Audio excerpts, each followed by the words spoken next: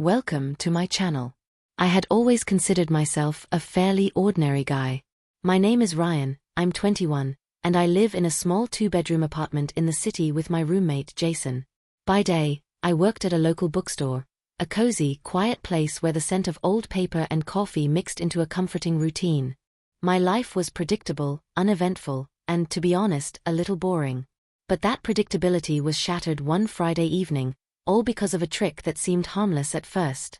Jason was the kind of roommate everyone warns about. Charming, mischievous, and relentless when it came to pranks.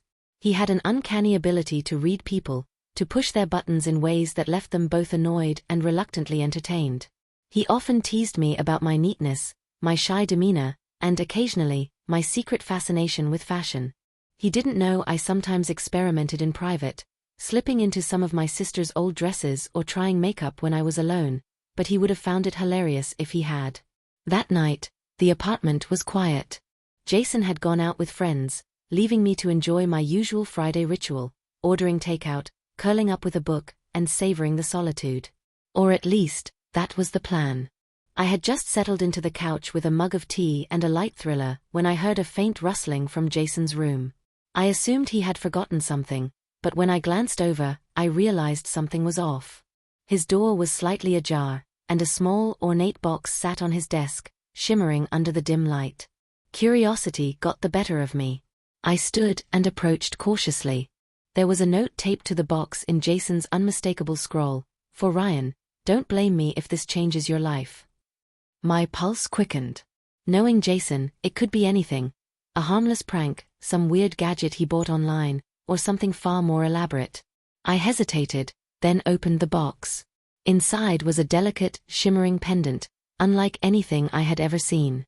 It felt almost alive, warm to the touch, and I couldn't resist holding it in my hands. The moment I clasped it around my neck, a strange sensation rippled through me. A shiver ran down my spine, my vision blurred, and I felt my body tense in ways I couldn't control. I stumbled back, gripping the edge of the desk, and suddenly, everything changed. I looked down. My hands, slimmer, more delicate, trembled before my eyes. My chest. I froze. My reflection in the nearby mirror caught me entirely off guard. Long, silky hair framed a face that was mine, yet impossibly feminine. My body had shifted, hips curved, legs slender, and my entire frame smaller, softer, transformed. The pendant pulsed gently against my chest, and I realized with dawning horror and disbelief that I had been changed into a girl. Panic overtook me. My mind raced. This isn't real. It can't be. Jason must have rigged some crazy prank. Right? But the warmth, the subtle vibration of the pendant, and the undeniable weight of my new body told me otherwise. I was trapped, at least for now, in a form I barely recognized. My first instinct was to hide, to retreat to my room, and figure out what had happened. But my curiosity and panic pushed me to explore. I looked around Jason's room, hoping to find some clue, another note, a manual, anything that might explain the impossible. Nothing. The prank, if it was one, had been executed with terrifying precision. I caught a glimpse of myself in the full-length mirror by his closet. The person staring back at me was undeniably female, with wide, expressive eyes, soft lips, and a body that could only be described as my sister's almost, but not quite. I touched my face, my hair, the curves of my new form, and felt a mixture of fear, disbelief, and something else. A strange curiosity. A part of me, the part one had kept hidden, was fascinated. I knew I couldn't stay in Jason's room forever. The apartment felt impossibly large now, every corner a potential stage for discovery. I had to move carefully, to understand the limits of this transformation. My first attempt to walk, gracefully, naturally, was a disaster.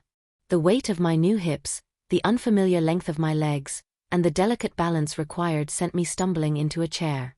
I laughed nervously, partly from relief, partly from sheer absurdity. This was my life now, or at least temporarily, and I had to navigate it carefully. As I adjusted, my mind drifted to the larger picture.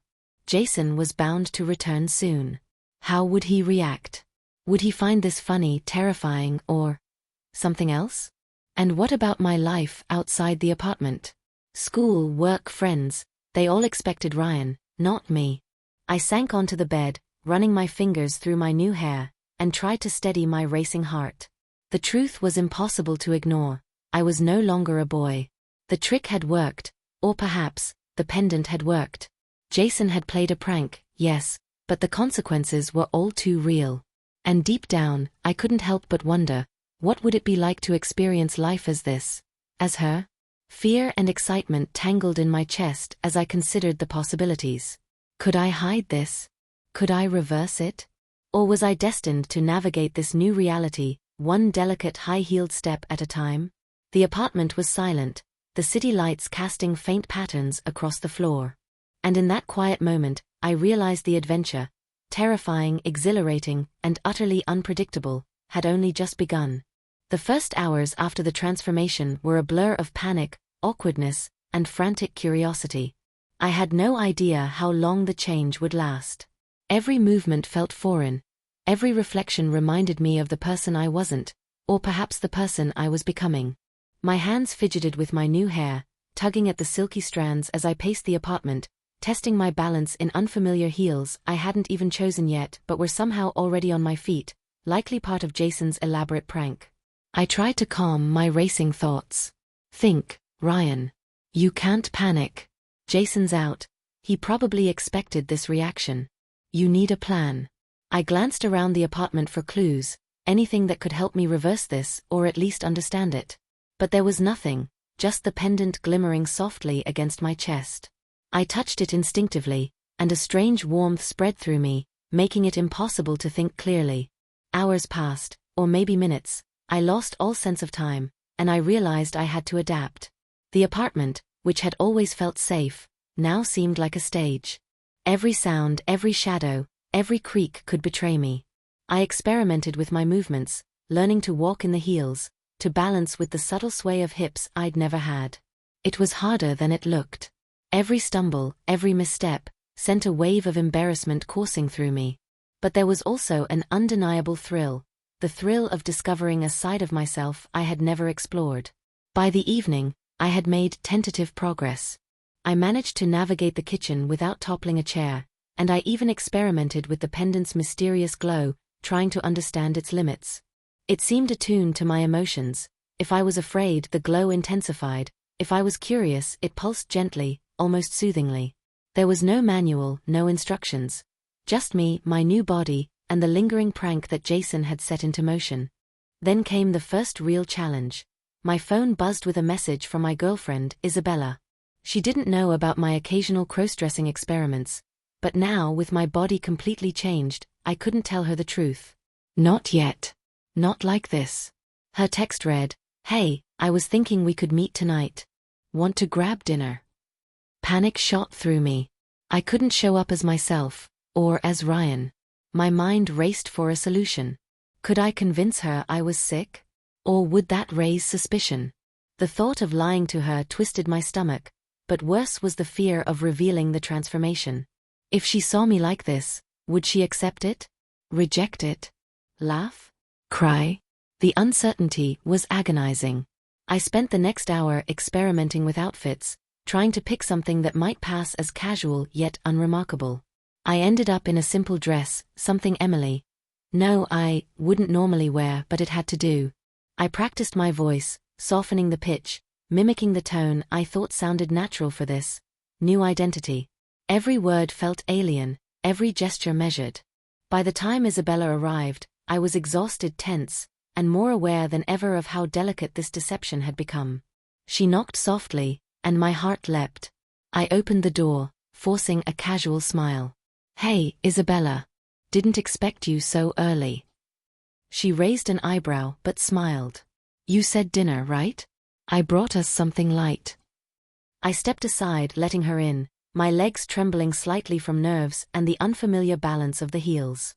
Every movement was a test, every glance a potential exposure. She chatted about her day, unaware of the storm raging inside me. But her eyes lingered, curious, perhaps sensing something different. The evening passed in a blur of conversation and careful maneuvering. I learned quickly that even small actions, crossing my legs, the way I gestured, the tilt of my head, could reveal more than I intended. The thrill of hiding in plain sight was intoxicating, but the fear of being discovered never left. Back in the apartment, after Isabella left, I collapsed on the couch, exhausted and exhilarated. My reflection in the mirror caught my attention again, and I realized something profound. I was learning to inhabit this new body. I was discovering a confidence, a poise I hadn't known before, even as fear and uncertainty clung to me like a shadow. But the challenges didn't end there. Jason's return loomed, the potential of the prank escalating every time he stepped through the door. And the pendant pulsed softly, reminding me that this transformation was far from temporary or simple. Over the next few days, I adapted to life as her, navigating the world with a mix of caution and curiosity. Every outing, every encounter, was a delicate dance of secrecy and revelation. Friends, classmates, and strangers all saw a version of me I had never shown before. Some interactions were thrilling, others humiliating, and every experience taught me something new about identity, desire, and the fine line between fear and excitement. Internal conflicts surged constantly. I worried about Isabella, about Jason, about my own sense of self. Was this just a prank? Or had the pendant truly altered me forever? The lines between Ryan and this new persona blurred more with each passing day, leaving me to wonder if I would ever return to my old life, or if I even wanted to. The suspense intensified with small obstacles, friends unexpectedly visiting, texts from Isabella, and the lingering, unsettling presence of the pendant. Every day brought a new test of balance, literally and figuratively, and every night ended with me staring at the mirror, caught between two selves. Then came the first symbolic moment. I dropped a high heel while hurrying down the hallway, sending it skittering across the floor. My heart stopped. Was someone watching? Would this small accident reveal everything? I crouched to pick it up, hands shaking, and realized the vulnerability of my situation. The body I now inhabited was delicate, exposed, and entirely dependent on secrecy and skillful navigation. By the end of the week, I had learned a strange rhythm. Life as her was terrifying, unpredictable, and yet, addictive. The thrill of transformation, the fear of discovery, the subtle empowerment of inhabiting this new body, all collided in a whirlwind of emotion that left me both exhilarated and exhausted. But the biggest test was yet to come. Jason had begun dropping hints, cryptic messages, knowing glances, subtle nudges, reminding me that the prank was far from over. The suspense, the tension, and the delicate balancing act between identities would soon reach a breaking point. And I had no idea what the consequences would be when the full scope of his trick finally unfolded. The following week blurred into a series of tense encounters, close calls, and increasingly daring moments. Living as her, Emily, as I had begun to call this version of myself, had become both exhilarating and terrifying. I knew I couldn't remain in this delicate balance forever. Every step, every conversation, every glance carried the weight of exposure. It began one morning when I realized Jason had gone further than I imagined. He had rigged the apartment with subtle reminders, a camera cleverly hidden in the living room, text messages from unknown numbers, and even a small handwritten note on the fridge that read, "Emily, or is it Ryan? Let's see how long you can keep up the act." My pulse spiked, adrenaline surging through me. The prank was no longer just mischievous, it was a psychological test, and I was the unwitting subject. The first real obstacle came when Isabella unexpectedly stopped by. She hadn't called ahead, and the sound of her key in the lock made my stomach twist. I panicked, scanning the apartment for a hiding place. Every instinct screamed, "Don't let her see you like this," but there was nowhere to escape. "Ryan? Are you home?" she called.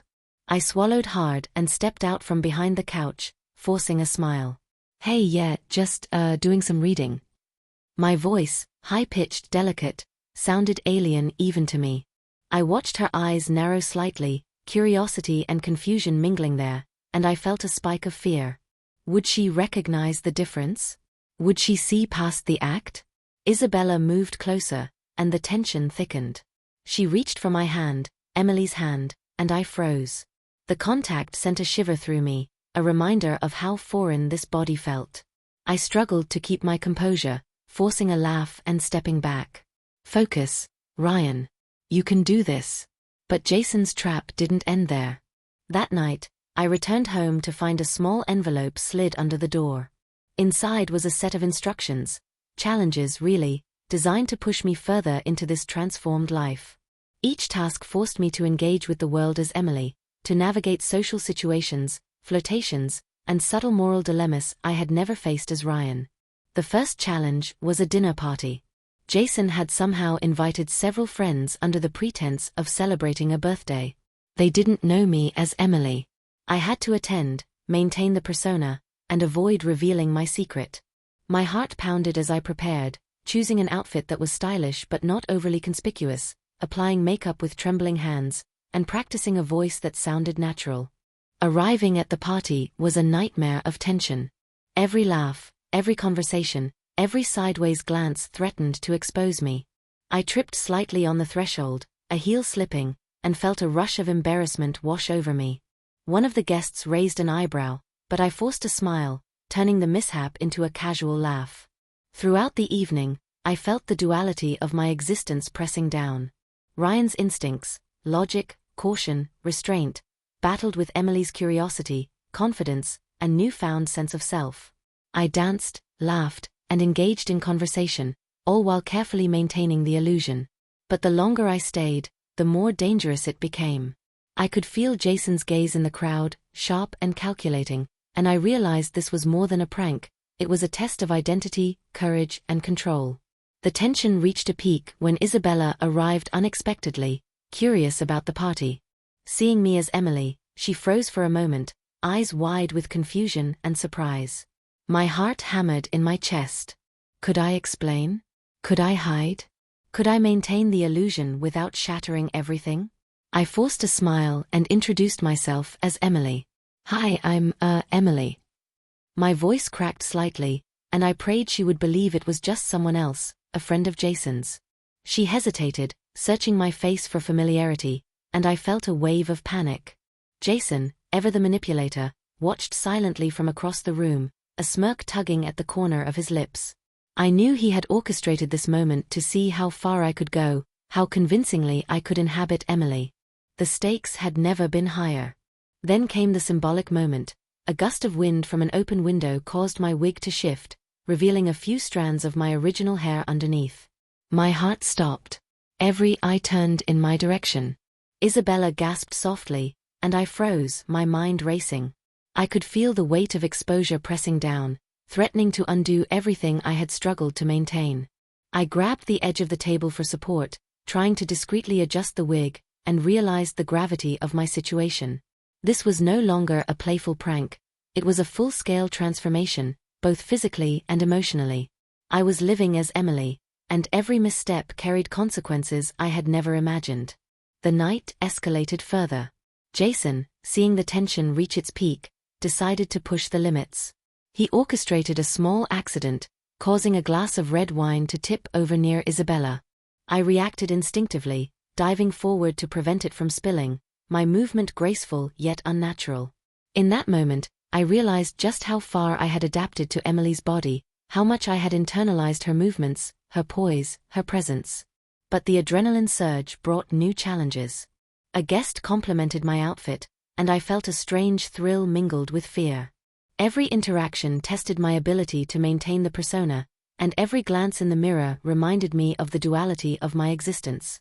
I was Ryan, yet Emily had taken hold, and the boundaries between us blurred more with every passing moment. By the end of the evening, I was exhausted, exhilarated, and terrified. I had survived Jason's trap, maintained the illusion, and navigated social challenges I never imagined facing. But the pendant around my neck pulsed softly, reminding me that the transformation was ongoing, that the prank, or curse, was far from over. As I returned to the apartment, alone for the first time in hours, I collapsed onto the couch, panting and trembling.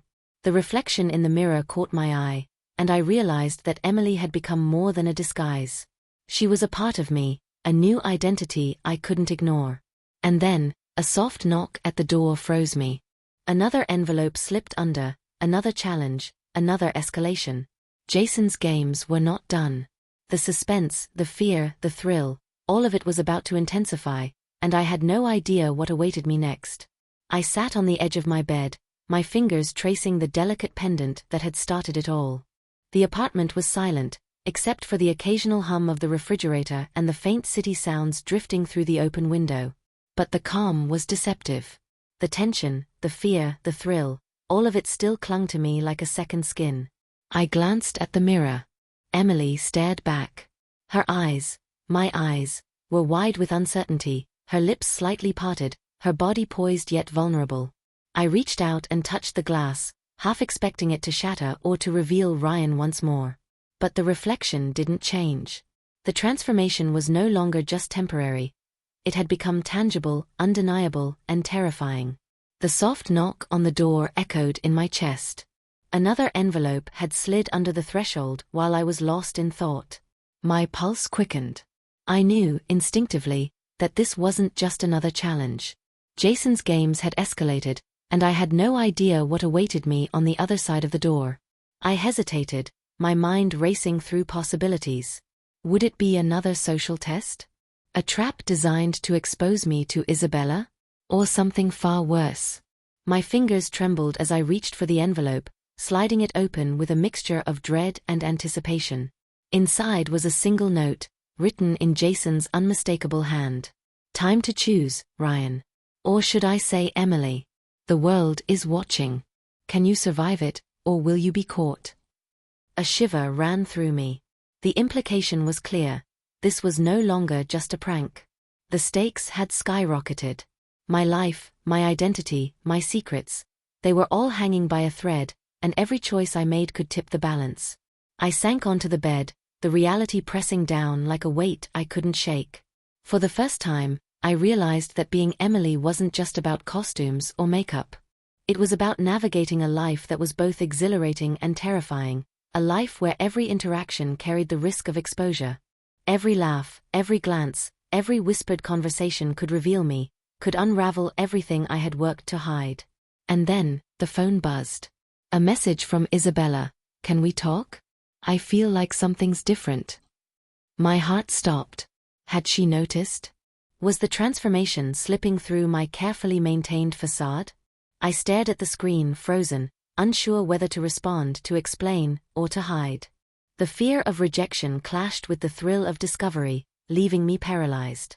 The pendant pulsed gently, almost like a heartbeat, reminding me that the transformation wasn't complete, that it could go further, or perhaps reverse, at any moment. I touched it, feeling the warmth seep into my chest, and wondered if I would ever return to being Ryan. Or if Emily had become a permanent part of me, a new identity I would have to live with, navigate, and protect from the world. A sudden knock at the door jolted me from my thoughts. Not the soft, familiar knocks from earlier, but sharp, urgent, insistent. Someone was outside, waiting. My pulse thundered in my ears. Could it be Jason, pushing the game further? Or was it Isabella, finally coming to confront me? The tension was unbearable. I crept toward the door, every step deliberate, heart hammering. My reflection in the hallway mirror caught my eye, and I froze. Emily's gaze locked with mine, and for a moment, I saw not Ryan, but a stranger inhabiting my life. A stranger who had the power to captivate, to deceive, to explore a world I had never dared to enter. I reached for the doorknob, my hand trembling, knowing that whatever lay beyond that door could change everything. My breath caught as I turned the handle, and the story, my story, hung suspended on the edge of revelation. And then, just before the door opened fully, the screen cut to black. Viewers are left with questions. Who is at the door? Jason? Isabella? Someone else? Will Ryan reveal the truth or maintain Emily's persona? Is the transformation permanent? How far will Jason push his prank, and how will Ryan/Emily respond? Speech balloon call to action. Comment below what you think happens next. Would you reveal the secret or continue living the double life?